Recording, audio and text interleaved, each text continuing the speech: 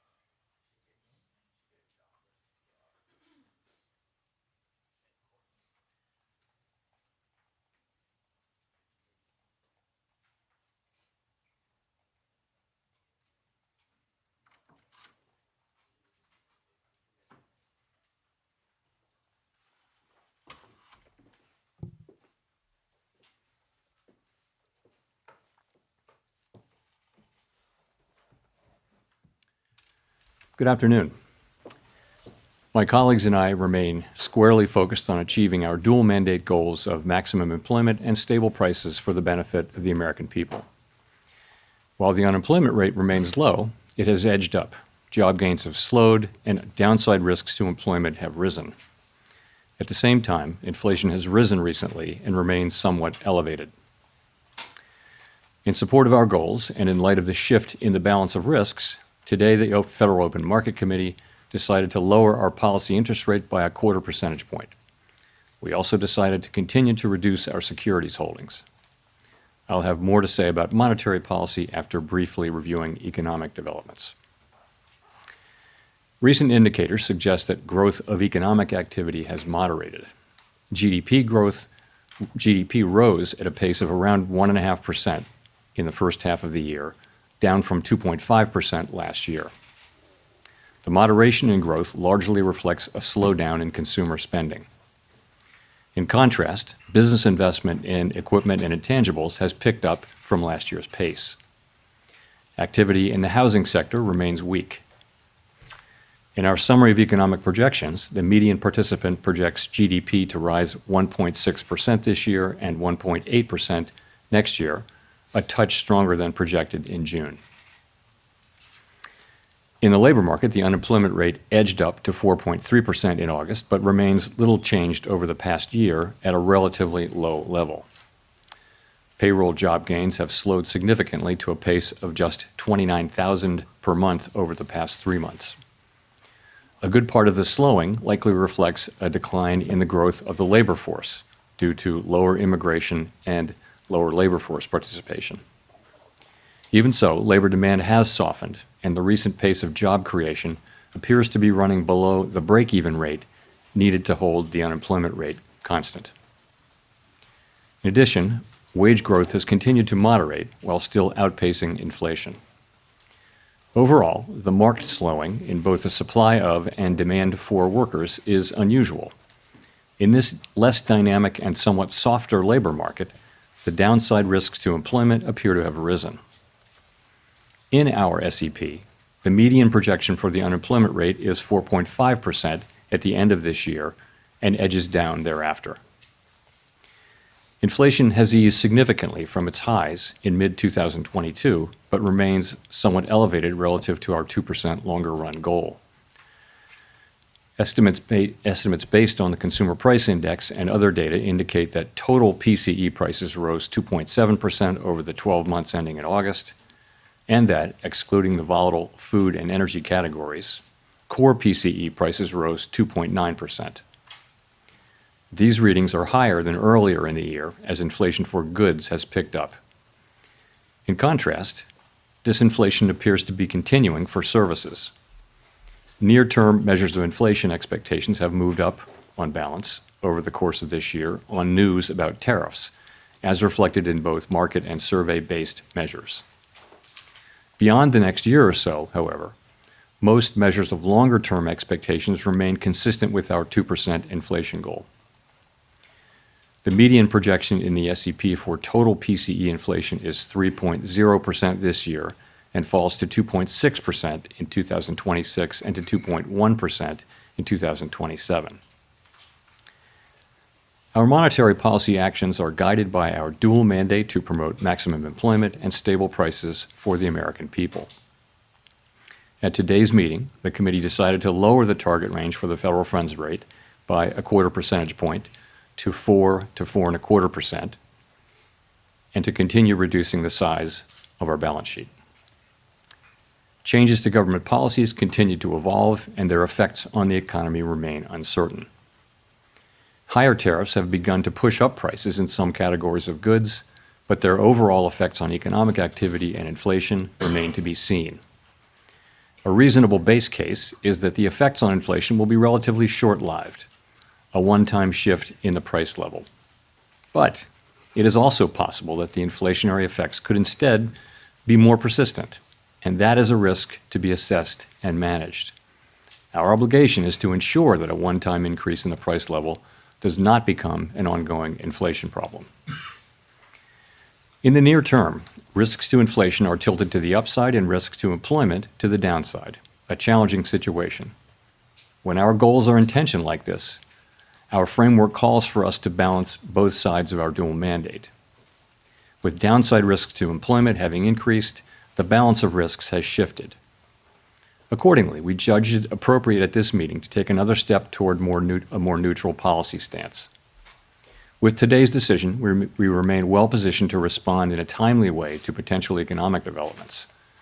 We will continue to determine the appropriate stance of monetary policy based on the incoming data, the evolving outlook, and the balance of risks.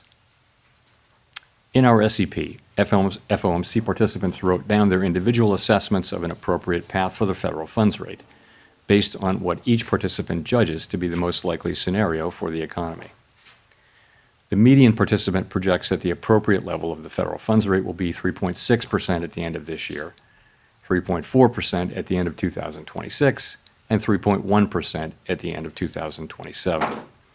This path is 1/4 percentage point lower than projected in June. As is always the case, these individual forecasts are subject to uncertainty, and they're not a committee plan or decision. Policy is not on a preset course. The Fed has been assigned two goals for monetary policy: maximum employment and stable prices. We remain committed to supporting maximum employment, bringing inflation sustainably to our 2% goal, and keeping longer-term inflation expectations well anchored. Our success in delivering on these goals matters to all Americans. We understand that our actions affect communities, families, and businesses across the country. Everything we do is in service to our public mission, and we at the Fed will do everything we can to achieve our maximum employment and price stability goals. Thank you. I look forward to our discussion. Great. Thank you. Chris Rugaber at Associated Press. As you know, Fed Governor Stephen Miron has kept his position at the White House, even as he's joined the Fed board. This is the first time, I believe, the Fed's board has had someone with executive branch ties in decades. Does this compromise the Fed's independence from day-to-day politics? And relatedly, how can you maintain the public's perception the Fed is politically independent with this dynamic? Thank you. So we did welcome a new committee member today, as we always do, and the committee remains united in pursuing our dual mandate goals. We're strongly committed to maintaining our independence, and beyond that, I really don't have anything to share. Okay, and then just as a quick follow-up, I'm sorry, can you and other Fed officials have spoken extensively about the impact of tariffs on inflation, although perhaps with many companies appearing to eat the tariffs, tariffs may be impacting the labor market and other parts of the economy instead. Do you see that as a possible outcome here, that tariffs are the reason we're seeing some slowing, particularly in the labor market, rather than in inflation? Thank you. You know, it's certainly possible. You know, we're beginning to see, we have begun to see goods prices showing through into higher inflation, and actually the increase in goods prices accounts for most of the increase in inflation, or perhaps all of the increase in inflation over the course of this year. Those are not very large effects at this point, and we do expect them to continue to build over the course of the rest of the year and into next year. And you know, it's also possible that there may be effects on employment, but that I would say if you're looking at why employment is doing what it's doing, that's much more about the change in immigration. So the supply of workers has obviously come way down. There's very little growth, if any, in the supply of workers. And at the same time, demand for workers has also come down quite sharply, and to the point where we see what I've called a curious balance. It's, you know, typically when we say things are in balance, that sounds good, but in this case, the balance is because both supply and demand have come down quite sharply. Now demand coming down a little more sharply because we now see the unemployment rate edging up.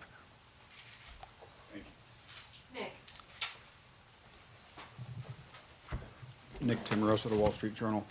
Chair Powell, do economic conditions and the balance of risks no longer warrant a restrictive policy setting? So I don't think we can say that. What we can say is this, that over the course of this year, we've kept our policy at a restrictive level, and people have different views, but a clearly restrictive level, I would say. So, and we were able to do that over the course of this year because the labor market was in very solid condition with strong job creation and all those things.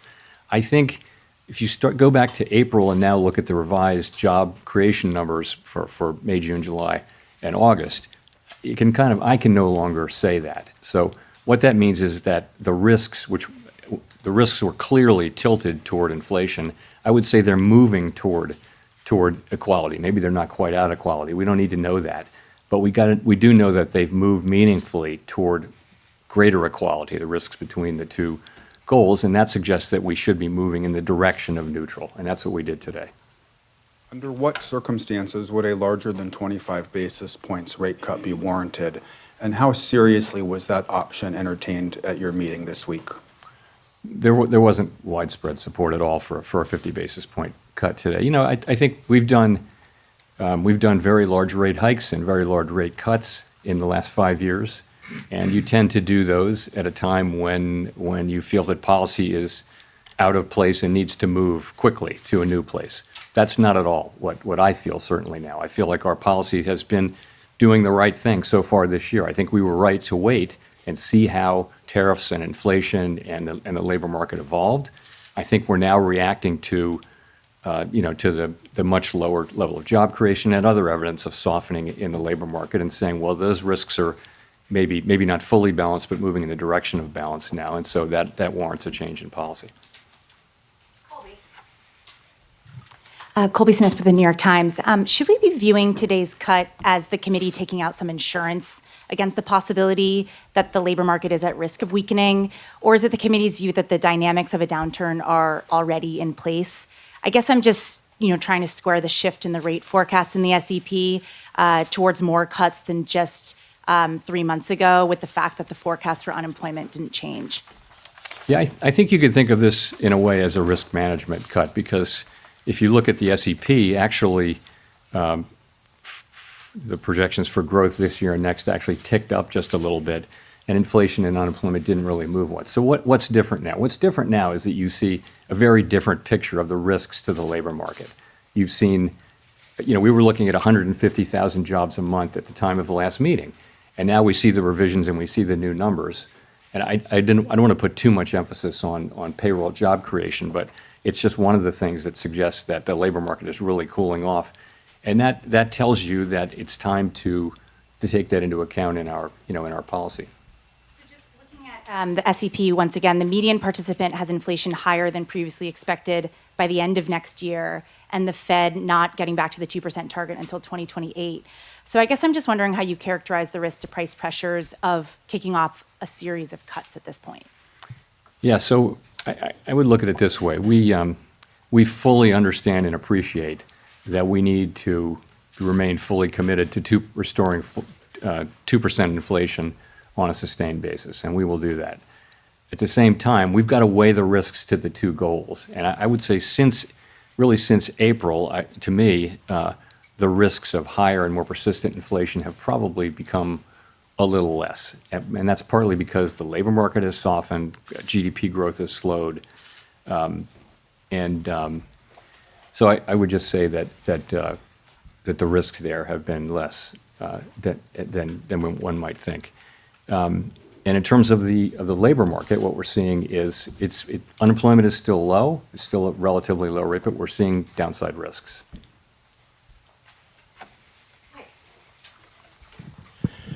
Michael McKee from Bloomberg Radio and Television. I'm a little confused by your explanation of the Fed cutting rates because of unemployment. If you think that most of what's happening in the employment area is related to immigration, which your rate cuts wouldn't address, how do you see that as more important than inflation, which has remained almost a full percentage point above your target? Well, I was saying that what's happening in the labor market has more to do with immigration than it has to do with tariffs. That was the question I was answering. So I wouldn't say that all of what's happening in the labor market is due to tariffs. I mean, you clearly have a slowing in it due to immigration. You clearly have a slowing in demand, which is now perhaps more than that in supply, and we know that because the unemployment rate has ticked up. So that's what I meant by that. If I could follow up. Every year since 2015, the SEP has forecast that you would hit your target 2 years later.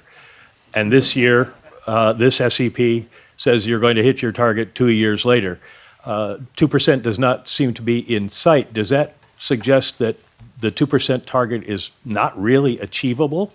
And does this present any credibility problems for you in telling people that that's what you're going to do if you can never reach it?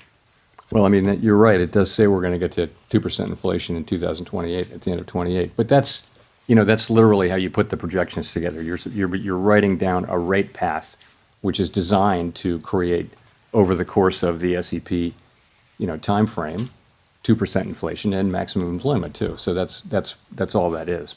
No one really knows where the economy will be in 3 years. But the nature of the exercise is to write down policy that you believe would return to the 2% goal over at least by the end of the exercise. Thanks so much, Elizabeth Schulze with ABC News. The latest inflation report shows that prices are still going up across key categories for many households, including groceries. What will the Fed do if prices pick up more? So our expectation, and you can see this consistently through the year, has been that inflation will move up this year, but that basically because of the effects on goods prices from tariffs, but that those will turn out to be a one-time price increase as opposed to creating an inflationary process. That's been our forecast. Pretty much all the individual forecasts say that. We can't just assume that, though, right? We have to. Our job is literally to make sure that is what happens, and we will do that job. Right now, the situation we're in is that we see inflation. We continue to expect it to move up, maybe not as high as we would have expected it to move up a few months ago. The pass-through of the tariffs into inflation has been slower and smaller. The labor market has softened. So the case for there being a persistent inflation outbreak is less. And so that's why we think it's time for us really to acknowledge that the risks to the other mandate have grown and that we should move in the direction of neutral. So what will we do? We'll do what we need to do, but we have two mandates and we try to balance them. For a long time, our framework says that when our two goals are in tension, and this is quite an unusual situation, how do we decide what to do? Because our tools can't do two things at once. What we do is we ask which is how far is each from the goal and how long is it expected to get to the goal. So, and then we think about those things and we see, as I mentioned, our policy had been really skewed toward inflation for a long time, really. Now we see that there's downside risk clearly in the labor market, and so we're moving in the direction of more neutral policy. How concerned are you about the slowdown in the jobs market for households at home, especially younger Americans struggling to land a job? So it's an interesting labor market, and obviously we think it's appropriate that we reduce our rates so that we become more neutral, which presumably will be better for the labor market. You see people who are sort of more at the margins, so kids coming out of college and younger people, minorities are having a hard time finding jobs. The overall job finding rate is very, very low. However, the layoff rate is also very low. So you've got a low firing, low hiring environment. And the concern is that if you start to see layoffs, the people who are laid off there won't be a lot of hiring going on. So that could very quickly flow into higher unemployment. In a healthier economy, healthier labor market, there would be jobs for those people. But now the hiring rate is very, very low. So that's been a growing concern over the last few months. And it's one of the reasons why we think it's appropriate that we begin to shift our policy focus toward a more balanced one.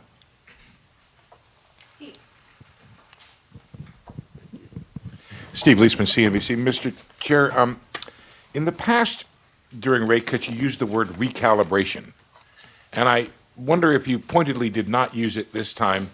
And in fact, when you said policy is not on a preset course, did you mean that as sort of the opposite of recalibration? Are we meeting to meeting, data point by data point? Are we in the process here of getting back to neutral? Thank you. So I think we're in a meeting by meeting situation. We're going to be looking at the data. Let me say a word about the SEP really here. So we often point this out. What the SEP is it's an accumulation of the individual projections of 19 people, showing what they believe at a particular moment in time to be the most likely path for the economy and thus the appropriate path for monetary policy as well. And as you know, we don't debate or try to agree on what that is. We just write them down and accumulate them. We do sometimes discuss them. And so we always say we're not on a preset path, and we really mean that. The actual decisions we make are going to be based on the incoming data, the evolving outlook, and the balance of risks at the time the decisions are actually made. So you will have seen that we have 10 participants out of 19 who wrote down 2 or more cuts for the remainder of the year, and 9 who wrote down fewer than, in fact, in a good number of cases, no more cuts. So rather than looking at this as certainty, I would encourage people, as always, to look at the SEP as through the lens of probability. And so there are different possible outcomes and likelihoods rather than this one is certain and this one isn't happening. So that's what I would say. Thank you for getting to my follow-up question, which was, is the dispersion in the outlook a sign of uncertainty of policy in the meetings to come? Thank you. You know, it is such an unusual situation. Ordinarily, when the labor market is weak, inflation is low. And when the labor market is really strong, that's when you got to be careful about inflation. So we have a situation where we have two-sided risk. And that means there's no risk-free path.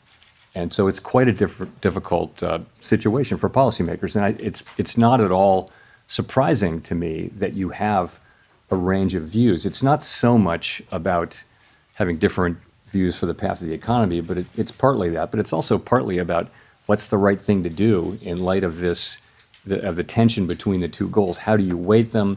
How worried are you about one versus the other? And so it's natural. I think it would actually be surprising if you didn't have a pretty wide range of views based, in this kind of highly unusual situation, and we do.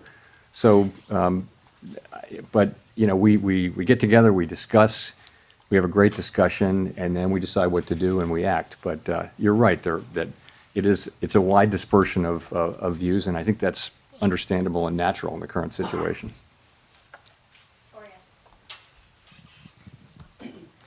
Hi, Victoria Guida with Politico.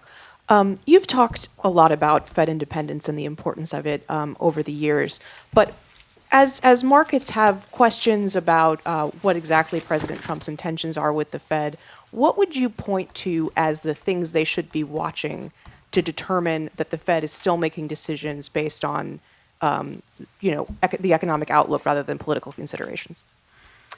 Look, it's deeply in our culture to do our work based on the incoming data and never consider anything else. That's just everybody who's at the Fed really feels strongly about that way. So, you'll know it by the way we talk about what we're doing, by the speeches that people give, by the decisions that we make. You'll know that we're just still going to do that. That's all we do. And we don't frame these questions at all or see them in terms of political outcomes. I think when you get to another part of Washington, everything is seen through the lens of, does it help or hurt this political party, this politician? That's the framework. And I think people find it hard to believe that is not at all the way we think about things at the Fed. We're taking a longer perspective. We're trying to, serve the American people as best we can. So I think you would be able to tell. I don't believe we'll ever get to that place. I would say we're doing our work exactly as we always have now. And people they're making their arguments, and we're having really a great discussion around these challenging issues. So, Do you see the court case around Lisa Cook as being related to questions of Fed independence? I see it as a court case that it would be inappropriate for me to comment on. Thanks, Mr. Chairman. Edward Lawrence from Fox Business. So we saw the preliminary benchmark revisions down 911,000. The revisions for June were the first negative revisions we've seen since December of 2020. How can the Fed base important decisions on rate and what to do with the interest rates on data that seems to be, as you've called it in the past, noisy? So on the QCEW, the revision that we saw was almost exactly what we expected. It was amazing how close the expectation was. So, and the reason for that is, for the last bunch of quarters, there's been almost a predictable overcount. And I think the Bureau of Labor Statistics really does understand this, and they're working hard to fix it. It's got to do, of course, it has something to do with low response rates, but it's also got to do with what's called the birth-death model, because a good amount of job creation happens around new companies and how many go out of business, how many are founded. And it's just really hard. You can't survey for that. You've got to have a model that predicts that. And it's quite difficult to do, especially when the economy is undergoing big changes. So, and they've been working on that and are making progress on it. But the data we get is still well good enough for us to do our work. To the extent we have issues around data right now, it's about low response rates. That's happened all over really. Response rates are just lower to surveys now, both in and out of the government. And it's no great secret. We want higher response rates, and we need those to have, less volatile data. And the way to get that is to make sure that the agencies that collect the data have sufficient resources to drive higher response rates. It's not a complicated problem, but that's what it takes. It's not a mystery. That's what it takes. The other thing I'll say, Edward, is in the case of the job creation, the response rate is quite low for the first month, or lower for the first month. By the time you get to the second or third month, you're still collecting responses for that last month, for that prior month, and you get to the place where the data are much more reliable by the second and certainly the third month. So it's not that we don't get the data, it's just that we get it a little later. But for the benchmarks, if that holds, it's 51% of the jobs that we thought were there weren't really there. Shows a weaker job market coming into this year. If you had had that information, would it have changed your mind related to where the interest rates should be? Should there have been a cut earlier? We have to live life looking through the windshield rather than the rearview mirror, as you know. And all I can tell you is we see where we are now, and we take appropriate action, and we took that appropriate action today. Thanks. Howard Schneider with Reuters. So, as you mentioned a minute ago, some margins of the job market would suggest that the slide's already happening. The black unemployment rate in August was above 7%, declining work week, difficulty among college graduates finding work, rising youth unemployment. Why do you think a quarter percentage point now is going to arrest that? Well, I didn't say that I thought a quarter point would make a huge difference to the economy, but you've got to look at the whole path of rates, right? And the market's has already been baking in expectations. I mean, our market works through expectations, right? So I think our policy path really does matter. And I think it's important that we use our tools to support the labor market when we do see signs like that. I did mention that, you see minority unemployment going up, you see younger people who are more vulnerable economically, more susceptible to economic cycles. That's one of the reasons, in addition to just overall lower payroll job creation, that shows you that at the margin, the labor market is weakening. I would also point to labor force participation. Some part of the significant decline in labor force participation over the last year has probably been cyclical in nature rather than just the usual aging process. So we put all those together, and we see that the labor market is softening, and we don't need it to soften anymore, don't want it to. So we use our tools, and it starts with a 25 basis point rate cut, but the market's also pricing in a rate path. I'm not blessing what the market's doing at all. I'm just saying it's not just one action. As a follow-up to that, the growth mix right now seems very concentrated in investment and on the consumer spending side in the higher income groups. Do you feel that that's an unsustainable mix for the economy moving forward? I wouldn't say that. I mean, you're right. Those are two. We're getting unusually large amounts of economic activity through the AI build out and corporate investment. I don't know how long that will go on. No one does. In terms of spending, you saw that the consumer spending numbers were well above expectations, and that may well be skewed toward higher earning consumers. There's a lot of anecdotal evidence to suggest that. Nonetheless, it's spending. So, I mean, I think the economy is moving along. Economic growth is going to be 1.5% or better this year, maybe a little better. Forecasts have been coming up, as you can see.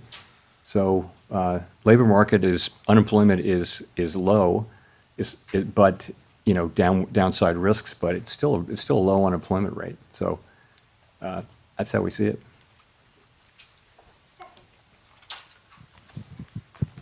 Hi, Stephanie Rule, MSNBC. Treasury Secretary Scott Bessent has said that the Federal Reserve suffers from mission creep and institutional bloat. He's now calling for an independent review. Would you support an independent review, or are you open to any sort of reform in any areas of the Fed? I, of course, am not going to comment on anything the Secretary says or really any other officer says. So in terms of reform at the Fed, we just went through a lengthy and I think very successful process of updating our monetary policy framework. I would say there's a lot of work going on behind the scenes around the assets we have in the Federal Reserve System and at the board. Are they the right size? We're actually going through a 10% headcount reduction through the whole Fed, including the board and all the reserve banks.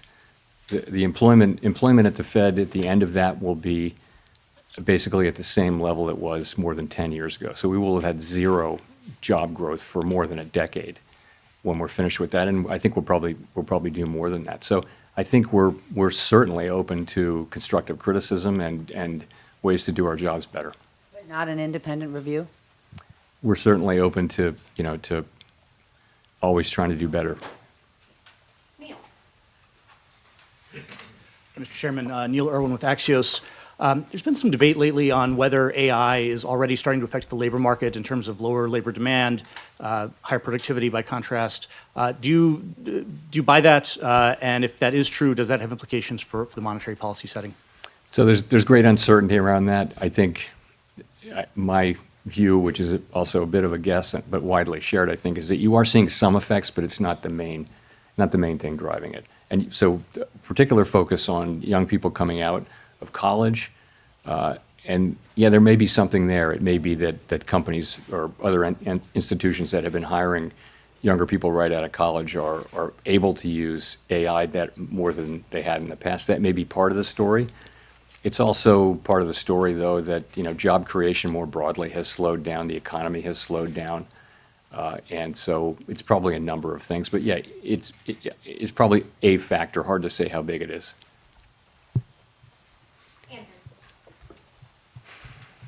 Thanks, Mr. Chairman. What evidence do you see of tariffs showing up in inflation? Well, if you can take goods, just sort of the broad goods category, and last year, goods inflation was negative. If you go back 25 years, that was the typical thing, was that goods inflation was, goods prices generally went down, even adjusting for quality. So that was not the case during the pandemic, of course. Goods inflation went very high, but we had essentially returned to zero or slightly negative inflation. Now, I think goods inflation over the course of the past year is 1.2%, which doesn't sound like a lot, but it's a big change. So we think, analysts have different views, but we think it's contributing, 0.3 or 0.4, something like that, to the current core PCE inflation reading, which is 2.9%. So it's contributing. What seems to be happening is that, the tariffs are mostly not being paid by exporters, mostly being paid by really the companies that sit between the exporter and the consumer. So if you buy something and you sell it through retail or you use it to make a product, you're probably taking a lot of those costs on and not able to pass it fully along to the consumer yet. That appears to be what we're seeing. All of those companies and entities in the middle, they'll tell you that they have every intention of passing that through in time, but they're not doing that now. To the consumer, the pass-through has been pretty small. It's been slower and smaller than we thought. But the evidence is it's very clear that there's some pass-through. I also wanted to ask if you could share with us the conditions under which you might consider leaving the Fed in May. I have nothing new on that for you today.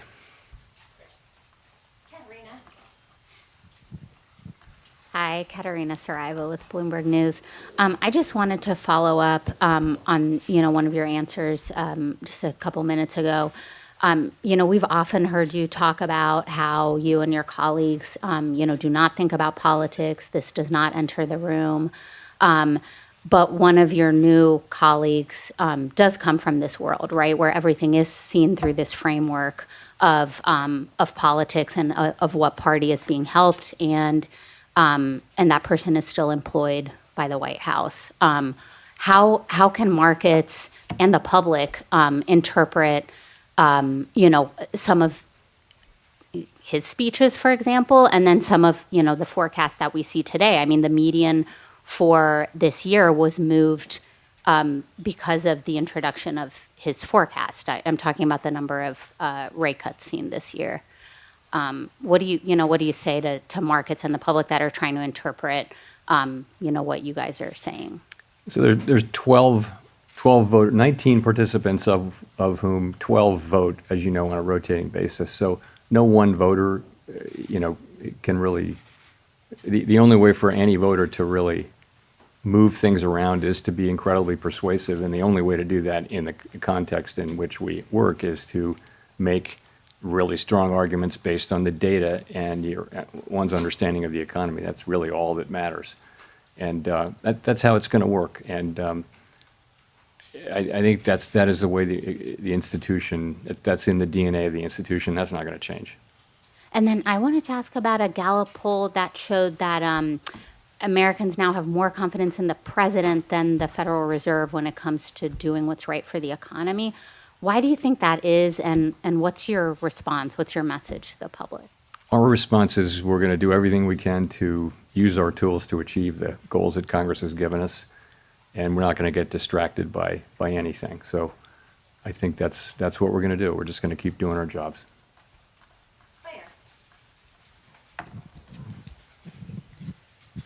Claire Jones, Financial Times.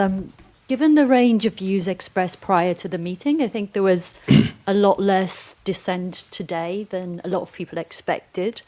It'd be good to know just what you think the drivers were of coming to that very strong consensus in the meeting, and also on the flip side to just explain why the dot plots are really so scattered between, someone even expecting rates to end up higher by the end of the year to 5 cuts. I mean, what were the kind of range of views you heard about, on one side, why there was so much support for a cut today, and on the flip side, why there's so much divergence about what comes next?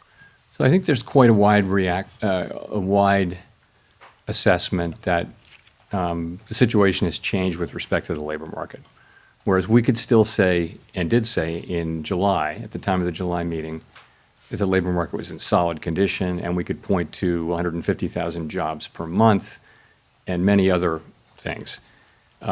I think that the new data that we've had, and it's not just payrolls, it's other things as well, suggests that there really is meaningful downside risk. I said there was downside risk then, but I think that downside risk is now a reality, and there's clearly more downside risk. So I think that's broadly accepted.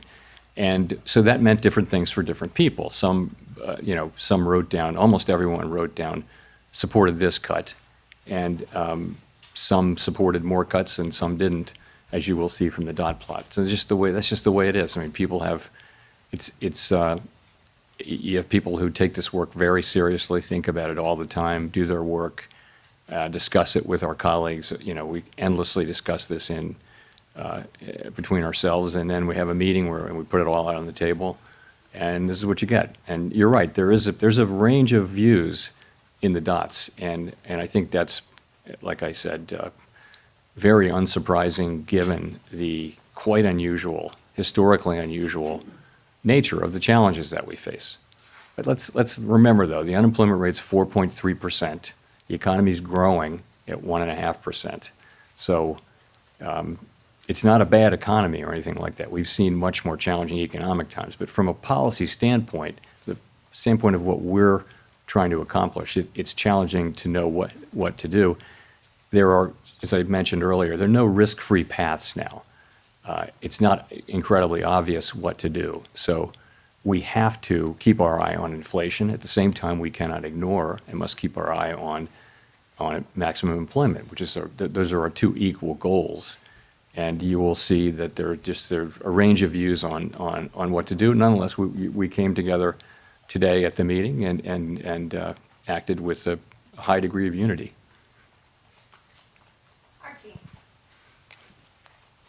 Thank you. Archie Hall from The Economist. You mentioned earlier that job creation was running below your guess at its break-even rate. I'd be curious to hear a bit more about that and where you think the break-even rate is.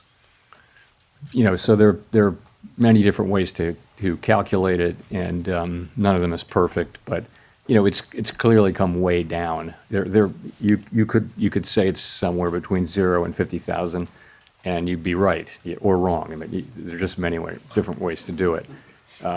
So wherever it was, 150,000, 200,000 a few months ago, it's come down quite significantly. And that's because a very lower amount of people are joining the labor force. The labor force really not growing much at this point. And that's a lot of where the supply of labor was coming from over the last 2 or 3 years. So we're not getting that now. We've got much lower demand. It's interesting that supply and demand have really come down together so far, except now we do have unemployment ticking up just one tick outside of the range where it's been for a year. 4.3% is still a low level, but I think this speedy decline in both supply and demand has certainly gotten everyone's attention. Follow up, if I may. You mentioned the downside risk to employment a fair amount, but it's striking that measures of kind of activity and output for the third quarter, those that we have, seem pretty strong. The Atlanta Fed's GDP now is very strong. You mentioned strong PCE numbers as well. How do you square those things? Is there a chance actually could be upside risk to the labor market if those activity measures are right? Well, that would be great. We'd love that to happen. So I don't know that you see a big tension there, but it's gratifying to see that economic activity is holding in, and it's a good bit from consumption. It looks like consumption was stronger than expected, what we got earlier this week, I guess. And also we're getting, a fairly narrow sector is producing a lot of economic activity, which is the AI build out and, business investment. So, we watch all of it, and I would say we did move up. The median for growth for this year actually moved up in the SEP between the June and September SEPs. So, and really the inflation and labor market didn't change much. It's really the risks that we're seeing to the labor market that were the focus of today's decision. Nicole. Hi, Nicole Goodkind with Barron's. Thank you for taking my question. Given the cumulative impact of high interest rates on the housing sector, I'm wondering how concerned you are that current rate levels are exacerbating housing affordability issues and potentially hindering household formation and wealth accumulation for a segment of the population? Housing is an interest-sensitive activity, so it's at the very center of monetary policy. When the pandemic hit and we cut rates to zero, the housing companies were incredibly grateful, and it was really, they said that was the only thing that kept them going, was that we cut so aggressively and provided credit and things like that, and they were able to finance because we did that.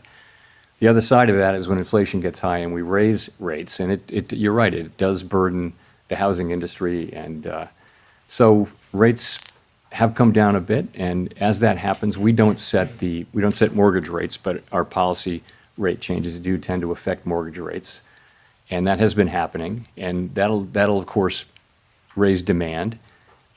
Lower borrowing rates for builders will help, builders will help supply. And so some of that should happen. I think most analysts think that it would have to be pretty big changes for it to matter a lot, big changes in rates to matter a lot for the housing sector. And the other thing is by achieving maximum employment and price stability, that's a strong economy, that's a good economy for housing. And then the last thing I'll say is, there's a deeper problem here. There's not a cyclical problem that the Fed can address, and that just is a pretty much nationwide housing shortage. Or a lot of places in the country just don't have enough enough housing for people. And, you know, all of the areas around metropolitan areas like Washington, for example, are very built up, and so you're having to build farther and farther out, and so that's where it is. And just a quick follow-up, during the last SEP, or the press conference following the last SEP, you seemed to indicate that policymakers lacked conviction about their projections, and I'm wondering if you still feel that way. You know, forecasting is very difficult even in placid times. And as I've mentioned before, forecasters are a humble lot with much to be humble about.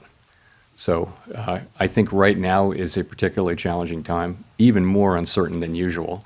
And so I don't know any forecaster anywhere, really. Ask any of the forecasters whether they have great confidence in their forecast right now. I think they'll honestly say no.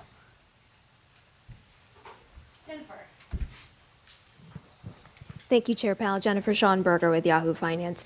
If you're cutting rates, why continue to reduce the size of your balance sheet, then pause the unwinding? Well, I think we're cutting the size of our balance sheet quite marginally now. As you know, with the balance sheet, we're still in an abundant reserves condition, and we've said that we would stop somewhat above somewhat above an ample reserves level. That's where we are, and we're getting closer to that. We're monitoring it very carefully. We don't think that has at all significant macroeconomic effects. These are pretty small numbers moving around inside a giant economy. You know, the level of runoff is not very large. So I wouldn't attribute macroeconomic consequences to that at this point. And at his recent confirmation hearing, Stephen Myron brought up that the Fed actually has 3 mandates from Congress, not just jobs and stable prices, but also moderate long-term interest rates. So what does Congress mean by moderate long-term interest rates? How should we understand that when we see the 10-year Treasury moving? And how do you think about this part of the mandate when policy choices like rate cuts or balance sheet reductions affect the long end of the yield curve?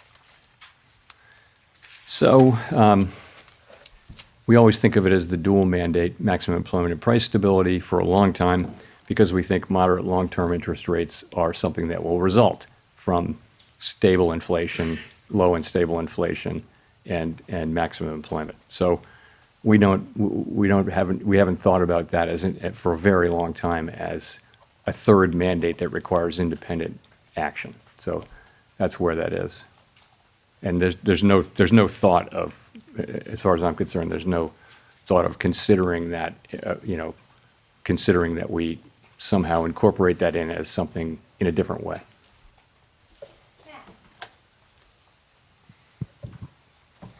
Thanks, Chair Powell. Matt Egan from CNN. We recently learned that average FICO credit scores are down this year by 2 points, the most since 2009 during the Great Recession, and delinquencies are high for car loans, personal loans, credit cards. How concerned, if at all, are you about the health of consumer finances, and do you expect today's cut will help? So, we're aware of that. I think default rates have been kind of ticking up, and we do watch that. They're not at a level, I don't believe they're at a level where overall they're terribly concerning, but it is something that we watch.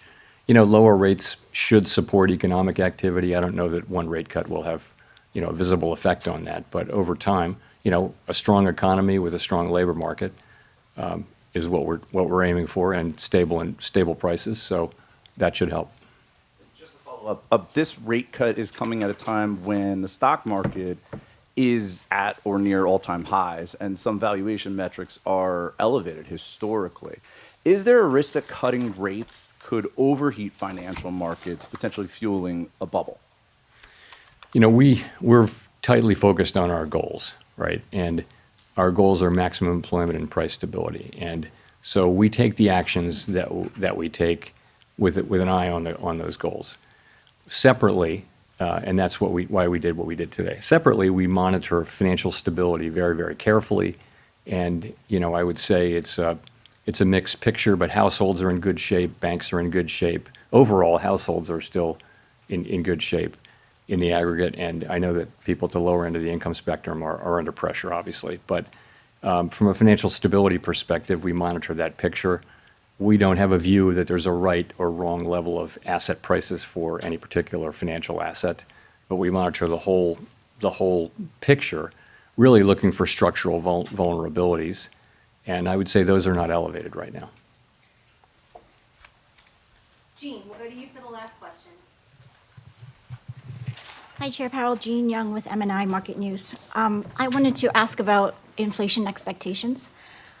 You've said the Fed can't take the stability of inflation expectations for granted. You mentioned at the short run they've gone up a little bit. I wonder if you can talk a bit about that. And then also at the long run, wondering, do you see evidence that the debate over Fed independence and the growing deficit is putting pressure on inflation expectations? So as you said, shorter-term inflation expectations have tended to respond to near-term inflation. So if inflation goes up, inflation expectations will predict that it takes just a little while to get back down. Fortunately, throughout this period, longer-term inflation expectations, both break even in the markets and almost all of the longer-term surveys, Michigan being a bit of an outlier lately, have been just rock solid in terms of running at levels that are consistent with 2% inflation over time. So we don't take that for granted. We actually assume that our actions have a real effect on that, and that we need to continually show and also discuss our commitment to 2% inflation. And so you'll hear us doing that.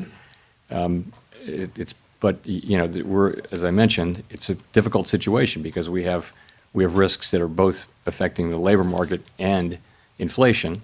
Those are our two goals, and so we have to balance those two. When they're both at risk, we have to balance them, and that's really what we're trying to do. Your latter part of your question was about independence. I don't see market participants. I don't see that that's something they're factoring in right now in terms of setting interest rates. Thanks very much.